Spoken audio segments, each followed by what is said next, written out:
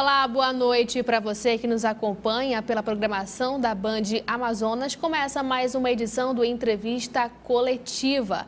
Aqui, quem me acompanha na bancada é o jornalista Eduardo Galvão, repórter e apresentador da emissora. Também o repórter nosso, George Guerreiro. Muito obrigada pela presença, George. E o nosso entrevistado dessa edição é o presidente do Sinduscon, que é o Sindicato da Indústria da Construção Civil do Amazonas, o presidente Frank Souza. Presidente, seja muito bem-vindo ao Entrevista Coletiva. Muito obrigado, é uma satisfação estar aqui, poder falar um pouco do setor da construção civil em geral, do que se passa na região, a quem nos assiste. Presidente, a gente já começa, eu peço uma avaliação do senhor, como é que o senhor avalia o mercado da construção civil aqui no Amazonas? Eu avalio de forma positiva, de forma crescente, né?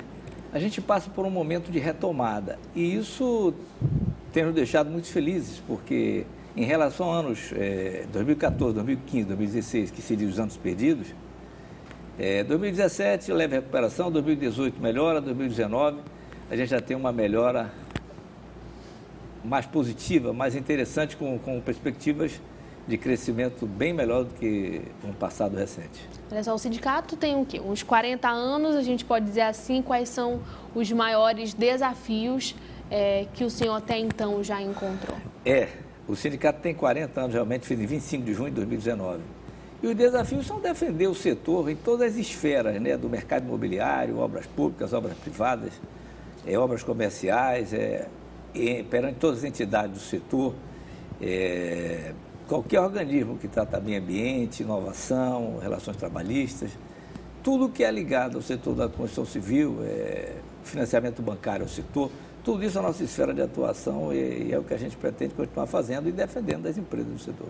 Presidente, o senhor foi reeleito, né, por aclamação em 2018, nesses 40 anos aí do Sinduscon, e o senhor deve dirigir o sindicato no quadriênio de 2019-2020, correto? Correto. Então, quais as estratégias, né, do sindicato para fortalecer o mercado imobiliário e incentivar aí a geração de emprego e renda aqui no estado do Amazonas? Olha, quanto mais crescer o mercado da construção civil em geral, melhor a estratégia. Então, a estratégia é continuar defendendo investimento, né? Então, hoje nós temos aí um momento favorável, né? Nós temos aí, por exemplo, no mercado em geral, uma redução de juros, né? A taxa Selic nunca teve tão baixa, 5%, com tendência a chegar ao fim do ano com 4,5%, uma inflação baixa, reduzida, e isso faz com que o investidor deixe de investir em papel para investir no mercado, né? E a estratégia é que tanto o governo federal como municipal, como estadual, continue investindo no mercado para que a gente tenha essa retomada de contratações e melhorias, né?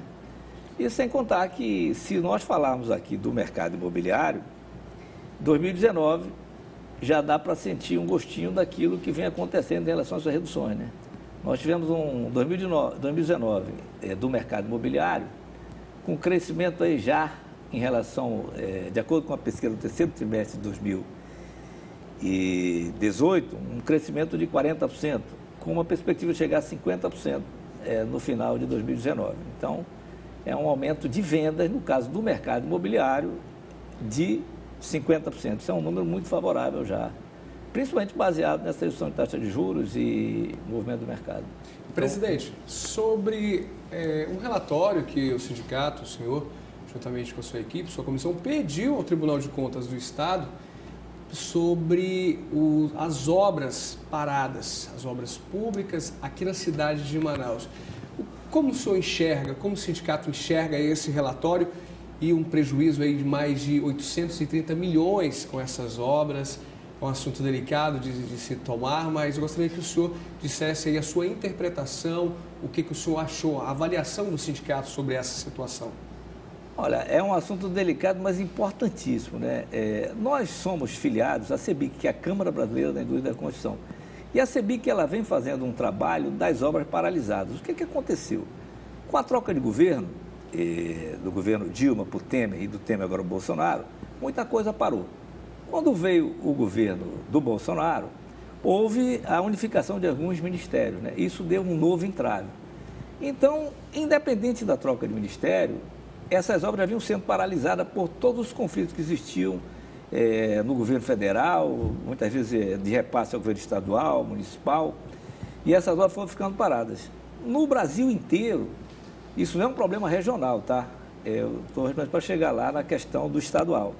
Mas tem 4.700 obras paralisadas. E aqui no Amazonas, existem 900 obras paralisadas, tipo assim, que montam esses 800 e poucos milhões. Aliás, 80 obras paralisadas que montam esses 900 milhões. 836 milhões. Tá, quase 900 milhões. Então, o que acontece? Por que a importância de trabalho? Primeiro, para dar emprego e movimentar a indústria, né? Isso aí nós precisamos estar movimentando, botar as empresas que estavam sofrendo dos anos anteriores para ter mercado. E o que acontece? Existe uma dinâmica governamental delicada e difícil para você vencer. Existem obras dessas que faltava, vamos dispor, 10 mil reais para concluir. Existe obra dessa que, de 60 milhões que ela custasse, faltava 59 milhões para compor. Então, uma das sugestões nossas era que obras de pequeno vulto, pequeno valor para concluir, que a gente conseguisse repassar essa verba que fica parada para aquela obra que concluiria ali. E daí você, além de falar de obra, você fala do benefício à sociedade, né? Porque nós estamos falando de uma creche, de uma escola, de obras menores. Eu cito aqui em Manaus, na região metropolitana, o caso do Centro Universitário de Iranduba, né, que ficou parado. Essa obra começou a ficar parada. A cidade universitária? A cidade universitária. Essa obra é uma das que está nesse rol das obras paradas. Então, esse trabalho é importante ao ponto de que ele não só resolve esse problema social, às vezes com pouca verba, e ao tempo que ele traz a economia funcionando na construção civil, porque nós temos muito mais empresa para fazer trabalho do que obra. Então, vamos botar essas obras, nada mais justo. Então, fomos ao TCE, que já existia um trabalho também interno do TCE, e levamos essa dificuldade que nós temos. Mas, infelizmente, ainda não teve essa resposta em relação a cruzar pequenos valores para a conclusão de obras contra os grandes valores que podem ficar para trás e a gente ter uma retomada, né? Presidente, ainda uma dúvida sobre essa situação. As empresas, os engenheiros, empreiteiras que assumiram essa responsabilidade do trabalho e paralisaram devido a algum não repasse que aconteceu. Quando retomado as obras, os mesmos voltam ou eles continuam com aquele prejuízo e é escolhido uma outra empreiteira, uma outra empresa? Como é que fica essa situação? O prejuízo continua com aquela empresa ou ela volta para continuar o trabalho? Como é que é? Isso é uma situação bastante complexa. Eu diria para você, a grosso modo, que jamais, muito difícil voltar à mesma empresa, porque as empresas já fecharam, essas empresas tiveram prejuízo que não dá mais para retomar. Então, vou dar como exemplo o mercado do Minha Casa Minha Vida. Existem N obras paralisadas no mercado nacional e até mesmo local.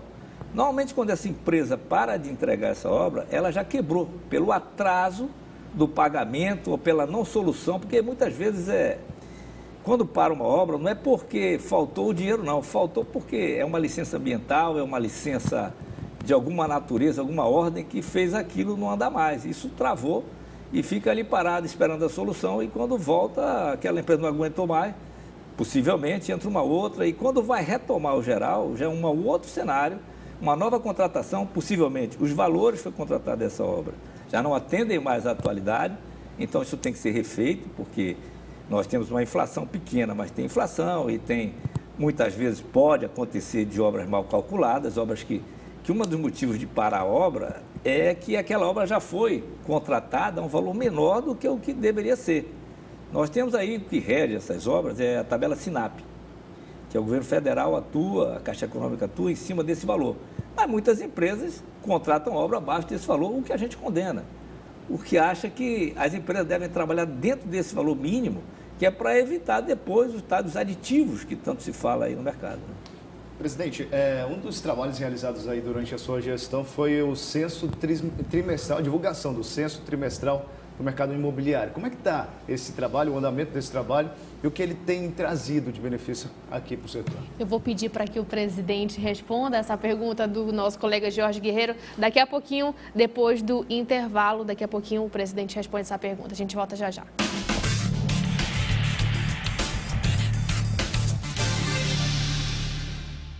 Estamos de volta com entrevista coletiva aqui na tela da Band Amazonas. Estamos entrevistando aqui o presidente do Sinduscon, que é o Sindicato da Indústria da Construção Civil do Amazonas, Frank Souza. Presidente, vamos agora à resposta do nosso colega Jorge Guerreiro. Pois não, Jorge? Então, presidente, no bloco passado a gente perguntou sobre o trabalho realizado durante a sua gestão, né, que é o censo trimestral, né, do mercado imobiliário, que tem a divulgação desse censo. Como é que está esse trabalho atualmente, o que ele tem evoluído para o setor aqui no Amazonas? Bom, esse trabalho é um trabalho que a gente realiza desde 2008 e tem sido um grande sinalizador, tanto para quem quer comprar um imóvel, para quem quer empreender, as empresas, para saber em que situação, em qual bairro, se tem condição de investir naquele local, e ao mercado em geral, para o viés econômico da coisa. Então, esse trabalho é um trabalho de suma importância, porque ele mostra em que bairro tem empreendimento lançado, que tipo de empreendimento é esse, se é um empreendimento residencial horizontal, se ele é um vertical, se ele é um empreendimento comercial, se ele é lote, se ele é terreno que está oferecendo. Então, como exemplo, a gente tem hoje 64 bairros de Manaus. Hoje, a pesquisa mostra que nós temos empreendimento em 30 bairros de Manaus. Isso é uma grande evolução, né? Então, mostra que tipo de empreendimento está sendo vendido, se é um empreendimento de 2 quartos, ele é econômico, se ele é padrão médio, se ele é padrão luxo, alto luxo, a que preço ele está sendo vendido. E baseado nisso, as empresas tomam suas decisões. Aí vem a questão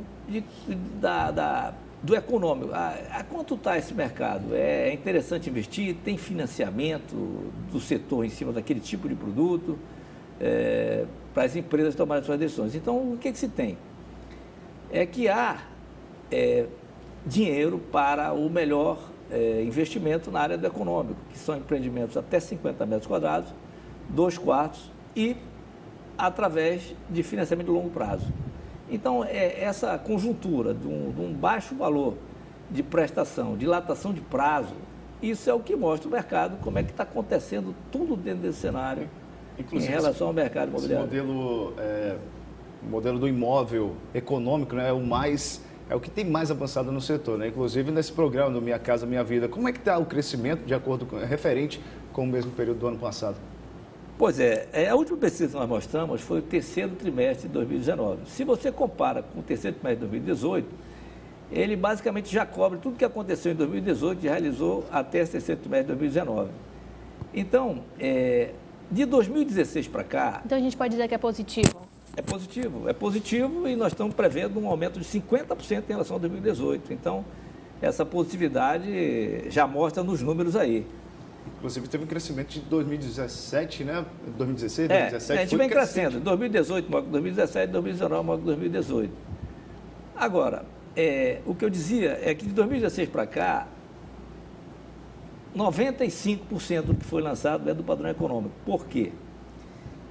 Juros baixos, que é o programa Minha Casa Minha Vida, e prazo de pagamento dilatado. Então, quem tem interesse em comprar imóvel, compra porque sai do aluguel e tem a sua moradia, né? Então, e tem o bairro, porque como eu falei que nós temos aí já 30 bairros espalhados em relação a produtos lançados, fica uma facilidade muito grande para quem está interessado em comprar imóvel. E qual a preferência dos bairros, assim, das pessoas que compram? Olha, hoje nós temos a maior venda, vamos julgar que a preferência vai pelo que mais está vendendo. Sim. É o Planalto, que é um bairro planejado que tem em Manaus, né? Ponta Negra tem vendido bem, Tarumã tem vendido bem. Isso é o que mostra uma pesquisa do mercado. Zona Norte, né? Zona Norte, onde maior áreas disponíveis, maior perspectiva de ter lançamento, né? Então, como as regiões mais distantes do Tarumã tem áreas maiores e tem já uma infraestrutura, que é interessante ressaltar que não adianta, outra coisa que a pesquisa mostra, não adianta lançar imóvel onde não tem infraestrutura de hospital, de escola, de rede de água, abastecimento de água. Então, os bairros que já têm essa infraestrutura são mais propícios a receber empreendimentos imobiliários. Esse é o ponto. Desculpa. Presidente, sobre o saque imediato e até mesmo o aniversário que o governo federal disponibilizou aí para quem optar em fazer essa retirada. Todos sabem que o saque imediato não vai influenciar para o saque aniversário, mas quem opta pelo saque aniversário, não pode sacar o dinheiro, se for demitido por justa causa, durante 2 anos. O dinheiro fica lá retido e a pessoa, enquanto isso, está trabalhando, está sacando aquele dinheiro, se optar por essa opção, né, digamos assim, bem. E eu quero saber como é que o senhor enxerga o uso do dinheiro do FGTS, do Fundo de Garantia por Tempo de Trabalho, aí, do colaborador, do funcionário. Ele acaba desvirtuando o real direcionamento desse dinheiro empregado? Na realidade não sou eu, o setor acha ruim isso aí, né? Porque a principal fonte de financiamento da construção civil e imobiliário é o FGTS. Na hora que você permite que retire valores dele, ele vai ficar com menos dinheiro para investir, né? Principalmente desse dinheiro do FGTS. Nós temos de FGTS, poupança e SBPE, né? Então, quando você, mesmo em valores pequenos, que foi o que aconteceu agora pelo governo federal, permite que seja retirado esse dinheiro, você penaliza o setor da construção civil, ao tempo que você movimenta a economia, que eu acho que ia ser o propósito do governo federal, e melhora, né? Quer dizer, se esse dinheiro, mesmo nesse momento, servir para que você compre seu imóvel, ajude na compra da entrada do seu imóvel, se isso for compatível, é interessante, mas a nível do volume de dinheiro retirado de um viés de financiamento que é o FGTS, isso é uma coisa ruim, né? Agora, presidente, vamos falar de trânsito. Acredito que a gente já perdeu muito tempo aqui no trânsito da capital amazonense, principalmente quando a gente fala ali em Djalma Batista.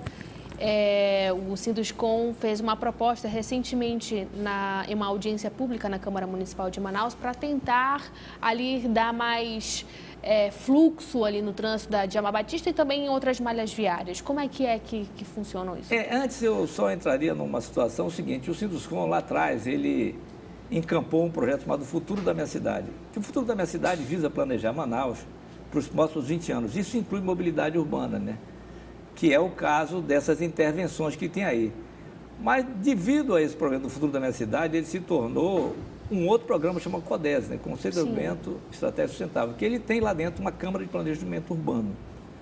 E isso aí, ela está desenvolvendo lá várias facilidades para a cidade de Manaus. A ideia é que se tenha uma cidade planejada daqui para frente e que o governo estadual, municipal, cumpra aquilo que está definido, que é uma junção da sociedade civil organizada, do poder público e das empresas privadas, né? Então, esse é o ponto, a gente ter uma cidade mais planejada, um estudo profundo, quem quiser se agregar nas câmaras, que são várias câmaras, a gente está falando aqui de mobilidade urbana, mas no caso das intervenções que a gente sugeriu ao município, são intervenções simples, a gente dentro da Câmara nossa interna de mobilidade lá e infraestrutura, sugeriu ao município 5 intervenções que facilitariam muito o trânsito. Uma delas ali no gargalo do Carrefour ali, que vai na Torquato Tapajós, que eu lembro bem, para largar. Flores? Perto da Uninorte ali. Da Unip? É Unip, né? Isso. Aquilo ali, a gente sugeriu mais um alargamento de via. Mais na frente, no retorno, um outro alargamento por baixo do viaduto ali, já perto do Aeroclube ali. Sim. No entanto, há um concreto, né? Você vem descendo a Maripiranga, Sim. né? Voltando sentido Torquato, sentido Cidade Nova, centro do bairro, você se depara com uma pilastra de concreto ali, que é a sustentação da passarela. E aquilo ali, qual o propósito daquele trecho, daquele pedaço? Ele não fica bem claro, atrapalha o trânsito. Retirando aquilo ali, isso um leigo falando que passa ali todos os dias. Tirando aquela estrutura, você ganha mais 2 faixas até e ainda mantém o recuo dos ônibus, que ali tem a parada de ônibus. O estudo não andou por essa linha de mexer em estrutural, mas sim de onde há espaço para você criar novas vias ali e alargar. Então, veja bem, nós temos ali uma confluência que vem pela Constantino Nery e outra que vem pela Maripiranga, vamos dizer assim. Então, se você alarga um lado e alarga o outro, o pilar já pode ficar ali e continua, né? Ganhamos, no caso, 2 faixas, onde há espaço para alargar mais para alargar o trânsito. E você desobstruir aquela passagem aí. Então, nós fizemos 5 sugestões de intervenção, passamos ao município e a gente espera que isso evolua para melhorar esse trânsito. Né? Agora, para tudo isso... isso... é papel da entidade tratar isso. Sim, claro. Para tudo isso, presidente, ser executado, tem aí algo que dificulta, né? Que o Amazonas ele tem uma das custas cartoriais mais altas do Brasil. Então, o sindicato ele tenta reduzir isso, né? E também a facilitar o uso de recursos da poupança, do FGTS, enfim. Nesse caso, o Sinduscom espera o quê dos bancos, né, para melhorar essa situação? Não, é importante tocar esse assunto cartorial, né? Nós somos o primeiro ou o segundo estado com custas cartoriais mais caros do Brasil. E lá, uns 6 anos atrás, ou 8 anos atrás, nós entramos com uma ação contra essa questão do valor dessas custas cartoriais. E vem trabalhando isso, não só aqui em Manaus, como a CEBIC, a nível nacional, vem tratando desse assunto para que diminua. Quanto menor os valores cartoriais, mais barato fica na ponta, né? Porque cada imóvel desse você paga um valor lá de registro, baseado nessas custas cartoriais, e toda a documentação sai muito caro. Então a gente tenta. O que acontece? Hoje, com a digitalização, isso tende a reduzir, né? A gente espera que através desse novo formato dos bancos digitais e cartórios digitais, que a gente consiga reduzir isso aí na ideia de que vai baratear o produto final, que é o imóvel. E também tem um outro detalhe, na ideia de que quem não está regularizado com o seu imóvel, passe a regularizar seu imóvel. Porque o que acontece? A maioria dos imóveis de Manaus, ele tem a conta de IPTU como sendo o documento cartorial dele, né? Então, quando barateia, a tendência é que esses imóveis passem a ser regularizados. Presidente, em julho, o Sinduscom anunciou o cadastro de currículos para atuação na construção civil. A entidade que o senhor preside já tem dados assim, de quantas pessoas já se inscreveram e ainda estão colhendo ou não mais? Não, nós estamos colhendo ainda, mas assim, quando foi em junho de 2019, nos 40 anos, nós lançamos um site novo, onde nós criamos o banco de currículos. E de lá para cá, já tem mais de 3 mil currículos nesse banco de dados. E aí varia de tudo que é tipo de serviço, engenheiro, administrador, almoxarife, encanador, pintor, todos os setores ligados à construção civil, tem lá um banco de dados de acordo com a área de atuação daquele profissional que queira trabalhar no setor. E a gente deixa à disposição das empresas associadas, tem acesso a esse cadastro e daí saem as contratações, possivelmente. Olha só que interessante. Agora, vamos falar em acidente de trabalho, presidente. Como é que estão os índices de acidentes de trabalho nos canteiros de obras? Assim, o Sinduscom, ele vem se preocupando cada vez mais com a segurança das pessoas, não? Sem dúvida. Esse sempre foi uma preocupação nossa, né? Nós temos um braço do Sinduscom que chama SECONS, é o Serviço Social da Indústria da Construção. Lá, ele trata das normas regulamentadoras, todas as normas que regem ao trabalho eficiente do trabalhador no canteiro de obra. E as empresas que são associadas e filiadas, elas têm esse respaldo e poder usar esse trabalho. O que a gente tem reduzido bastante esse número de acidentes em canteiro de obra.